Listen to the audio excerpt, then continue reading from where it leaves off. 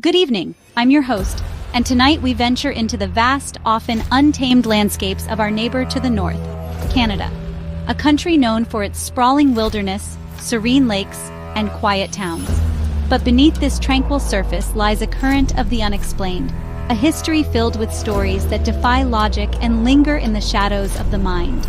From coast to coast, there are places where the veil between our world and another seems perilously thin, where echoes of the past refuse to fade and strange phenomena challenge our understanding of reality. These are not mere campfire tales. They are persistent mysteries, woven into the very fabric of the nation's identity.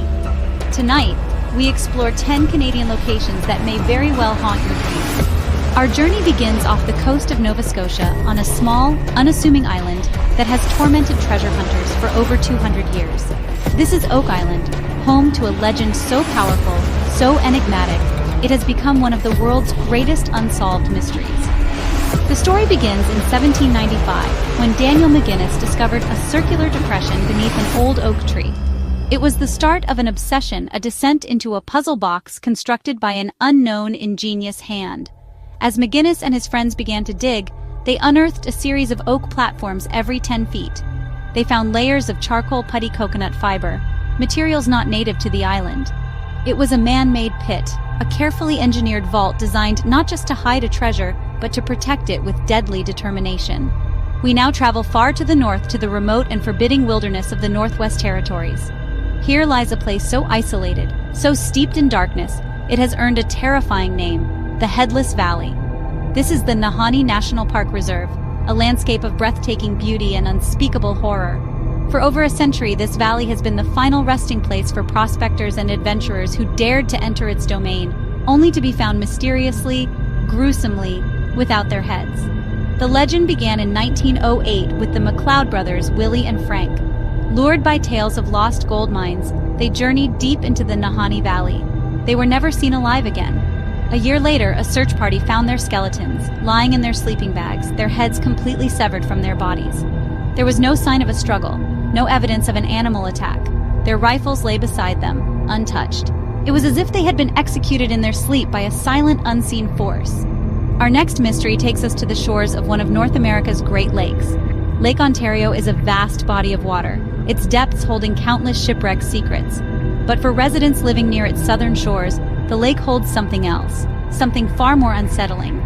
For years, people have reported hearing strange, terrifying sounds emanating from across the water. Sounds that have been described as blood-curdling screams, the cries of a woman in terrible distress. These are not the typical sounds of a lake at night. Witnesses describe them as distinctly human, filled with agony and terror. The screams are often heard on clear, calm nights, seeming to travel for miles across the placid surface of the water. In the autumn of 1967, as the world was captivated by the space race, a small fishing village in Nova Scotia became the center of a different kind of cosmic event. On the night of October 4th, the residents of Shag Harbour witnessed something that would place their community firmly on the map of global UFO mysteries. It began with multiple independent reports of a series of large, silent orange lights moving in formation in the night sky. But this was no mere sighting. Dozens of witnesses watched in disbelief as the object, estimated to be about 60 feet in diameter, suddenly tilted at a 45-degree angle and descended rapidly towards the water. It struck the surface of the harbor with a tremendous impact, creating a brilliant flash and a deafening whoosh. For a few moments, a pale yellow light glowed on the water's surface, bobbing in the waves before it began to sink, leaving behind a strange, bubbling yellow foam. Convinced they had just witnessed a plane crash, residents immediately contacted the Royal Canadian Mounted Police. We now travel to southwestern Ontario, to a time in the early 19th century. Near the present-day town of Wallaceburg, a pioneer family from Scotland, the MacDonalds, settled on a plot of land known as the Baldoon Farm. They hoped for a peaceful new life in the Canadian wilderness, but what they found instead was a waking nightmare. Their home would become the site of one of Canada's most terrifying and well-documented poltergeist cases, the Baldoon Mystery. The haunting began subtly. Objects would move on their own. Strange rapping sounds would echo through the small farmhouse. An unseen force would throw stones. Other projectiles struck the walls. At first, the family tried to find rational explanations, but the activity soon escalated, becoming more violent and more personal. Fires would spontaneously erupt in different parts of the house, only to extinguish themselves just as mysteriously. According to the legend, the girl gave MacDonald instructions: find a silver bullet. From that day forward, the haunting of the Baldoon farm ceased. Our next stop is in the quiet prairies of Saskatchewan, near the small village of St. Louis. Here, along a stretch of abandoned railway tracks, a mystery has been playing out for nearly a century. It's a phenomenon known as the St. Louis Ghost Light, or the St. Louis Light. Locals have gathered here for decades after dark, hoping to catch a glimpse of a phantom lantern that glides eerily along the path where the train tracks once lay. The light appears as a single bright orb, sometimes white, sometimes reddish, floating in the distance.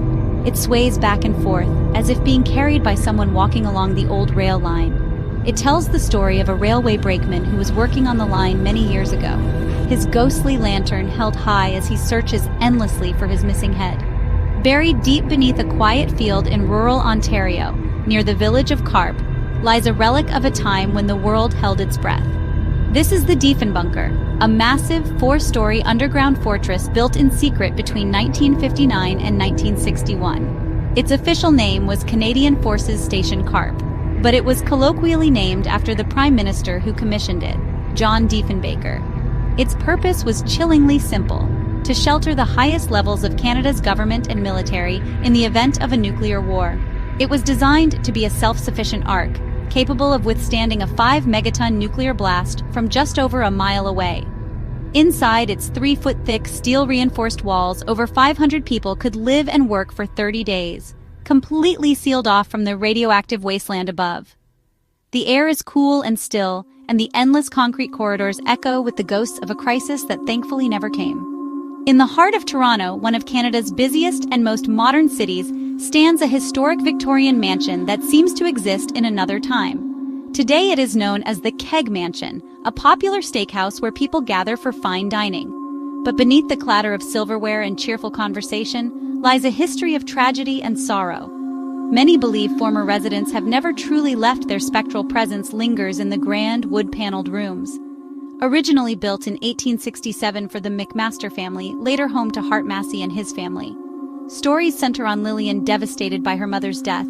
She fell into a deep depression. Legend says she hanged herself from the rafters above the main staircase. Nestled on the edge of the Niagara Escarpment in Ontario is the historic village of Waterdown.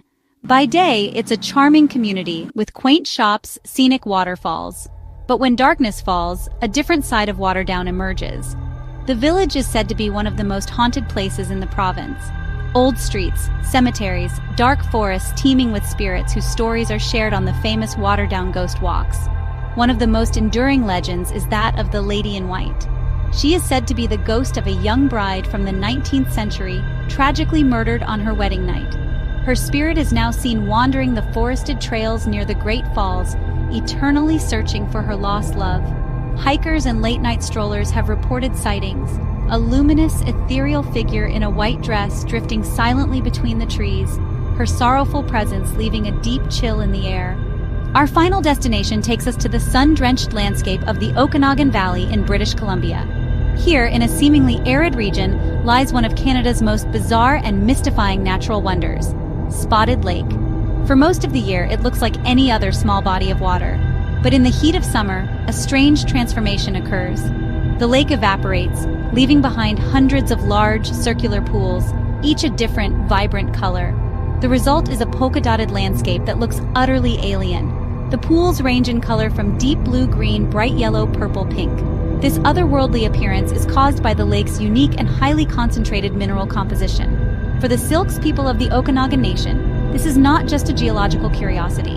It is a sacred place known as Kliluk. For centuries, they have considered the lake to have powerful healing properties. Each of the different colored pools is believed to hold its own unique medicinal and spiritual power. Today, the lake is protected, surrounded by a fence to preserve its fragile ecosystem and its spiritual sanctity. Visitors can view it from a distance, but access to the lake itself is restricted. We have journeyed across a nation, from a treasure island in the Atlantic to a sacred lake in the Pacific. We have listened for phantom screams, watched for ghostly lights, and walked through corridors that were built to survive the end of the world. Canada, a land of immense beauty, also holds deep and persistent mysteries. These stories of headless valleys, haunted mansions, and UFO encounters are more than just folklore. They are questions etched into the landscape, challenging our perceptions of the world we think we know. Until next time.